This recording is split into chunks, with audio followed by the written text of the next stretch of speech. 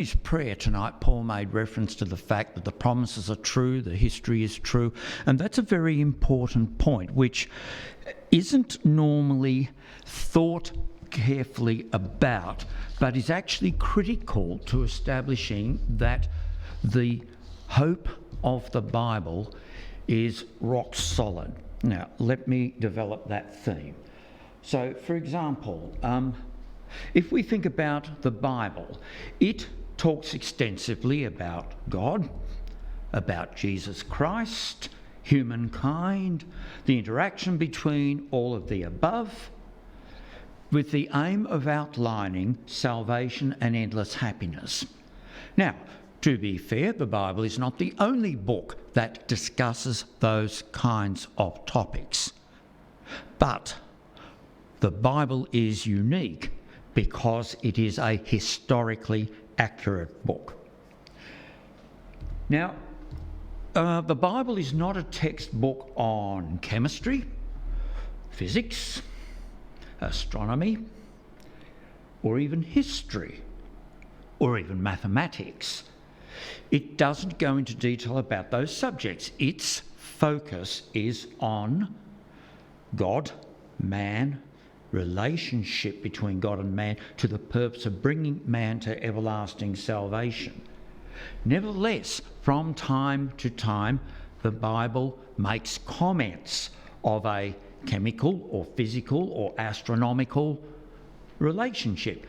And the point is this: whenever it touches on any of these subjects, the Bible harmonises with known facts. Just a random example. When there was much dispute as to whether the sun went round the earth or the earth was, you were able to punch your way through the heavens and see beyond that, the Bible talks about the circle of the earth. And we now know that the earth describes a circuit around the sun. The Bible talked about that. Job says that God hung the earth upon nothing, and we know that now to be true, inasmuch as it's held in place by the forces of gravity. So, whilst the Bible is not a textbook on any of those particular subjects, yet from time to time it touches on those subjects. And when it touches on those subjects, it's found to be in harmony with the known facts. Now, Stephen read for us Isaiah chapter 20, which talks about two gentlemen, one by the name of Tartan and one by the name of Sargon, the king of Assyria. So why are we so worried about Tartan and Sargon and so forth? Well, in the early 1800s, not only was this the only place in the Bible that mentioned Sargon, the king of Assyria, but this was the only place in the world's entire literature. Now, as the higher critics got going, they submitted that as there was no record of Sargon, the king of Assyria, they argued that that established that the Bible is historically accurate.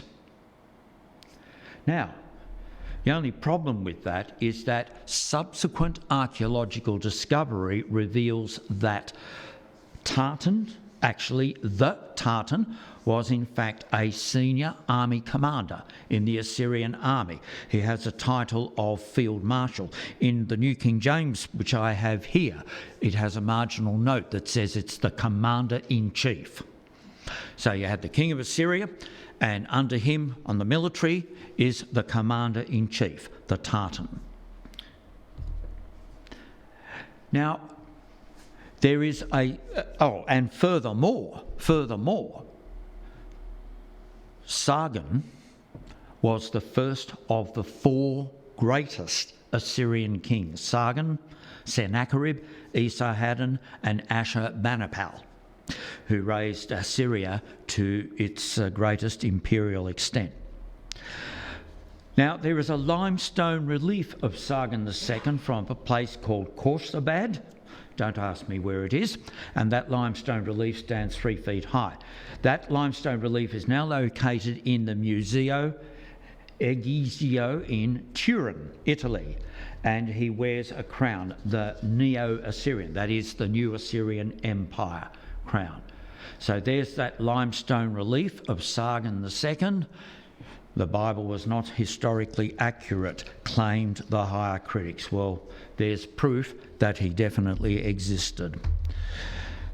Okay, and then going on from that, here is an alabaster bas relief from the royal palace of Sargon II at an archaeological site called Der Sharraken. And that alabaster relief depicts the king, and that relief you can find in the Iraq Museum. That's an interesting one.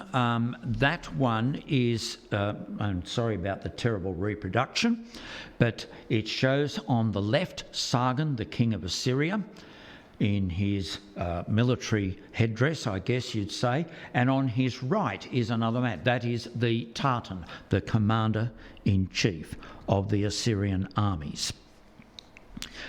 Now, then trawling back through the history of the times, Isaiah chapter 20 talks about the year that Tartan came to Ashdod, and that's now known to have taken place in 711 BC. The Ashdod in Scripture is the Assyrian Asdudu, and there is a record that Ashdod led a revolt of the Philistines, Judeans, Edomites and Moabites against Assyria. And then it talks about how the Tartan regained control of Ashdod, as Isaiah 20 talks about, forcing Yamani, the usurper, to flee. Now, there's another touch of history at this point. As best we can establish, Isaiah 20 records events in the years of the reign of King Hezekiah. And it so happens that when we go to 2 of Kings 18, 2 of Kings 18 and verse 7, this is what we read. 2 Kings 18 and verse 7. We read that the Lord was with him, that is, with Hezekiah, and he prospered wherever he went, and he rebelled against the king of Assyria and did not serve him. And at the same time, he subdued the Philistines. So the Assyrian annals record that there was a revolt of these four peoples, and that matches, that confirms the Bible's account that Judah was part of a revolt against the Assyrian overlordship.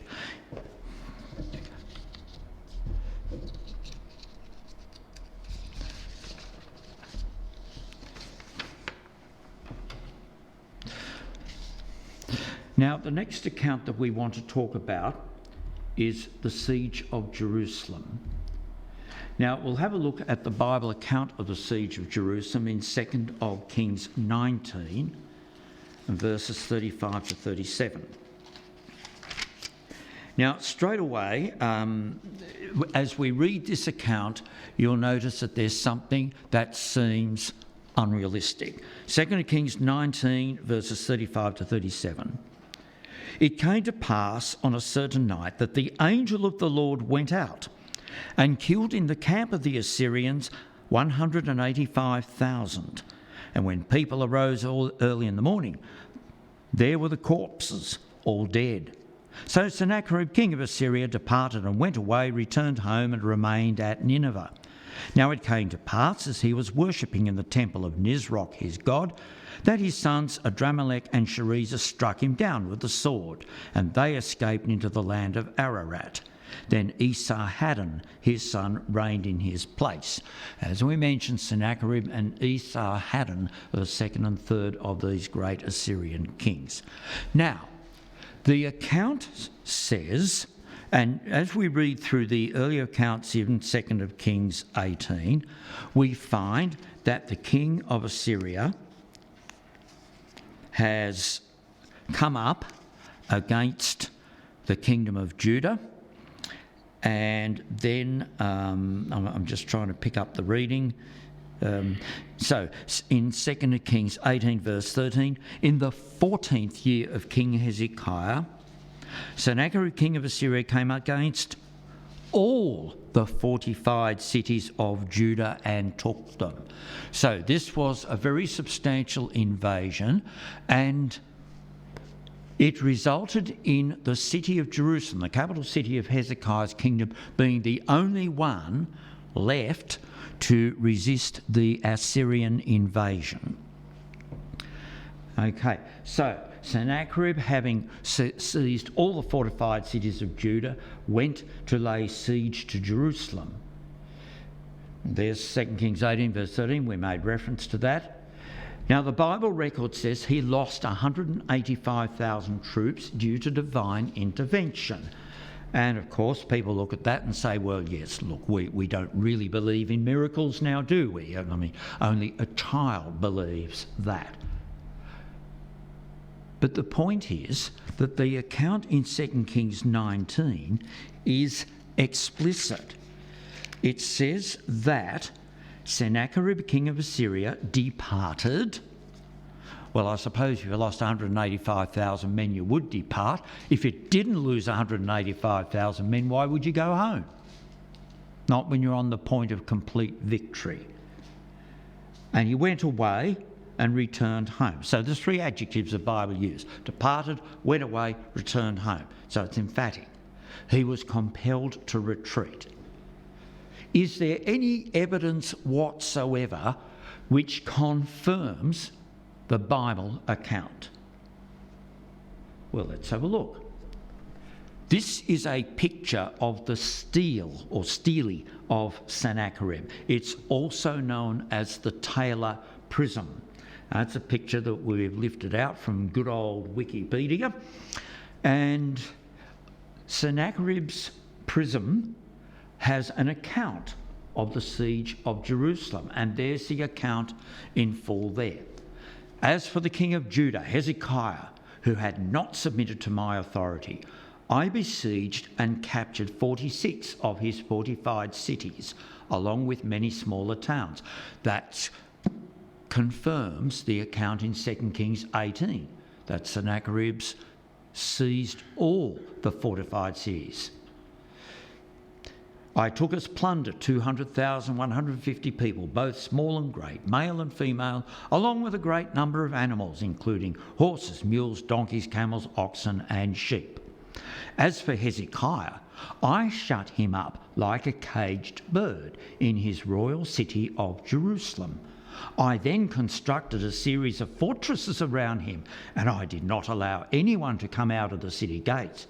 His towns which I captured I gave to the kings of Ashdod, Ekron and Gaza. All right, that sounds pretty impressive. Now, hold that thought. In the British Museum, covering 3 walls of a room in the British Museum, is the carved relief of the siege and capture of Lakish. Very detailed. What would you expect if Sennacherib indeed had captured Jerusalem, the capital city? You would expect something similar. It's entirely absent. Sennacherib, in the siege of Lakish, makes it abundantly plain that he actually captured that city and did all sorts of gruesome things to the inhabitants. He says nothing of the sort concerning the city of Jerusalem. Nothing of the sort.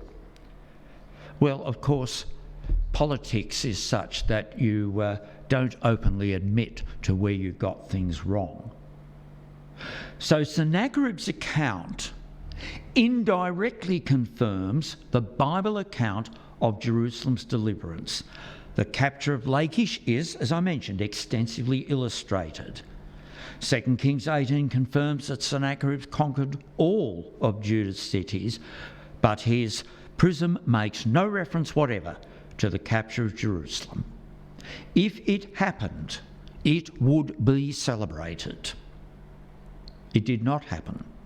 And the silence in this case is confirmation, is support of the Bible account.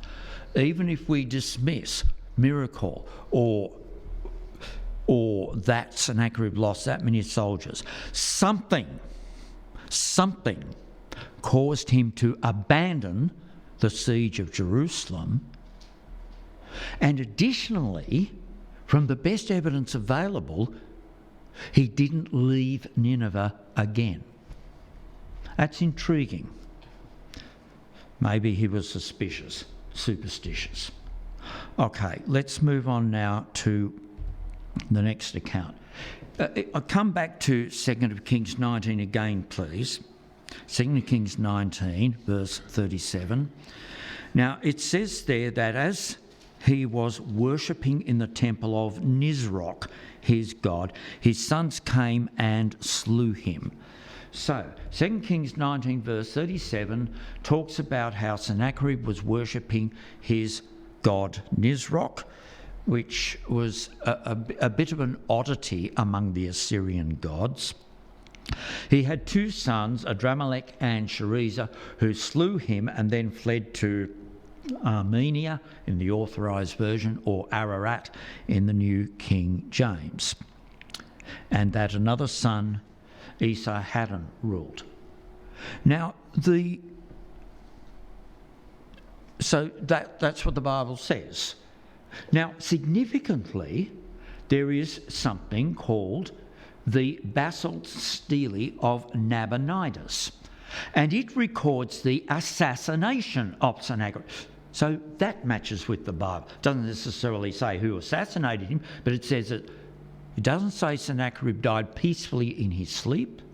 It doesn't say he died in battle, which is what the Assyrian kings probably would have preferred to do anyway. It says he was assassinated. Somebody hatched a plot domestically and knocked him off. Now, that happened in 681 BC, but it provides a context. You'll notice at the bottom, at 689 BC, that Sennacherib had invaded Babylon and he had levelled it to the ground. And the then world was horrified by that. It was considered sacrilege against the gods. And this stele of Nabonidus says that the gods rebuked Sennacherib for his ungodliness by stirring up his sons, by stirring up someone to assassinate him. So once again, we have independent, indirect, or a little more direct, confirmation of the Bible account of the death of Sennacherib. Here is a picture of the stele of Nabonidus. Now, Nabonidus seems to have been a very prolific writer, as we'll see a little later on.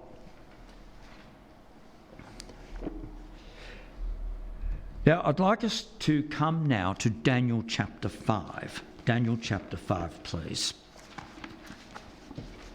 I'll pick out a few points from Daniel chapter 5.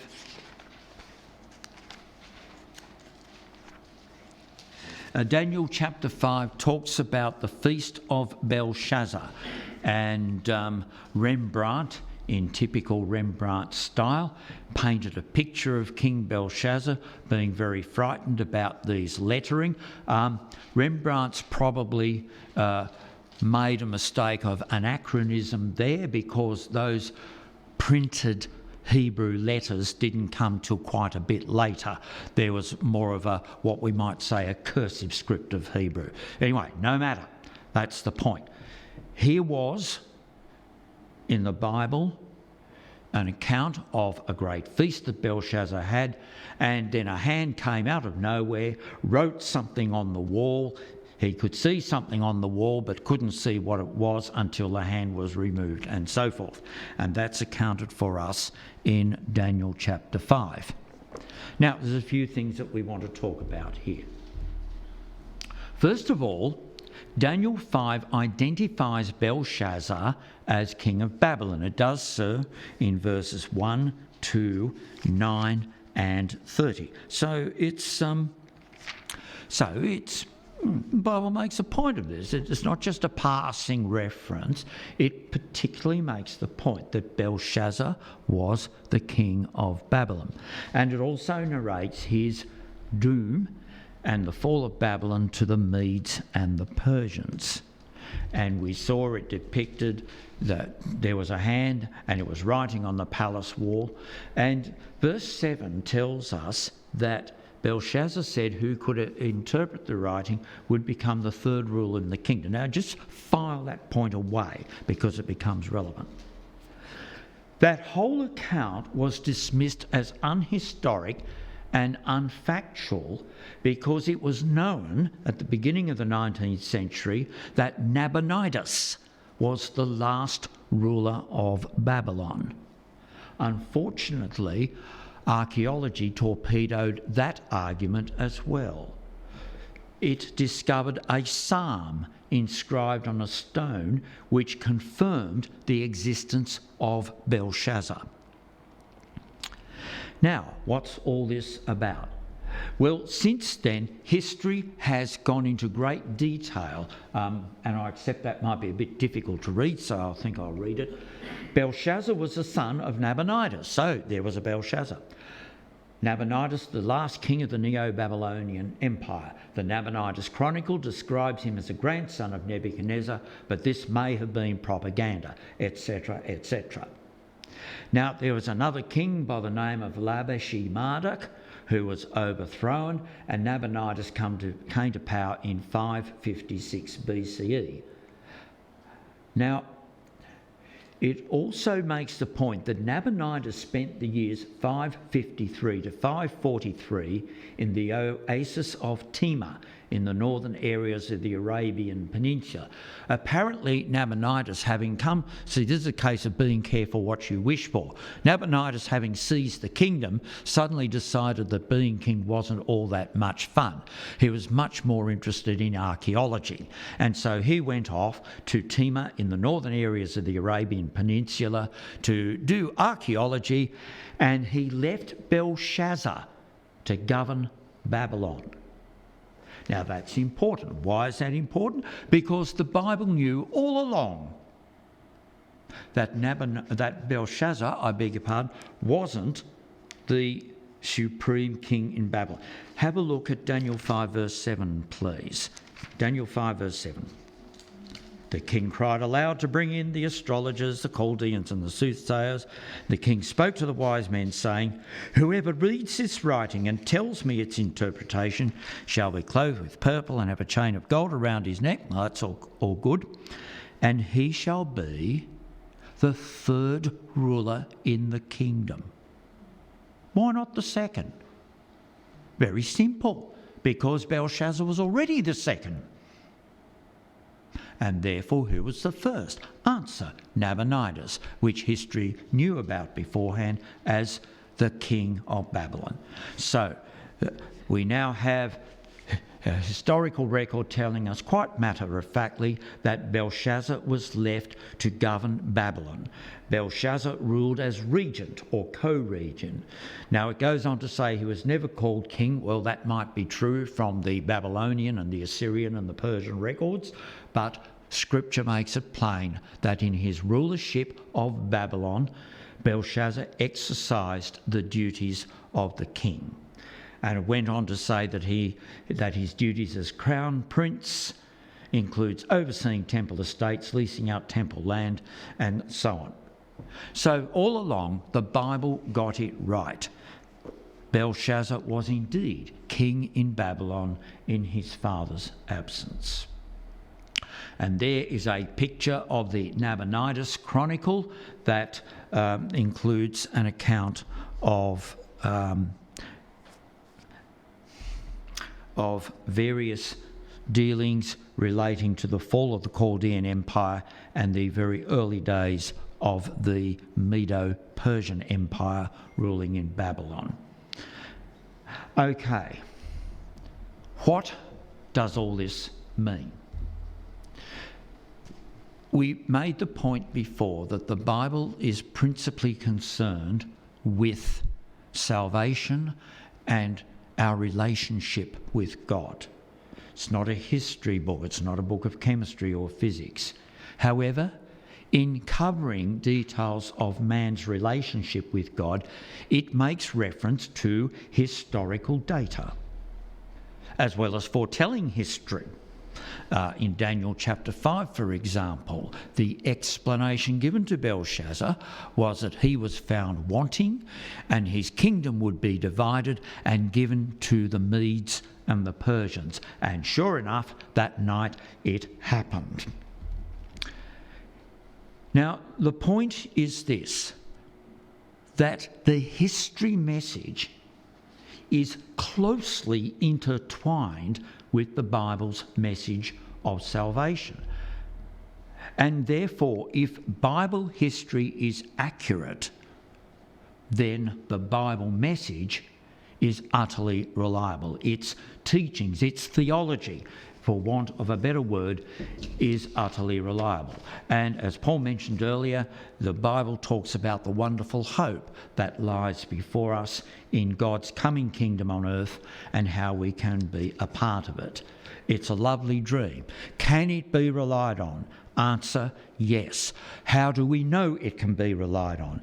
Answer, where the Bible makes reference to historical matters that history has confirmed that the Bible message is utterly reliable.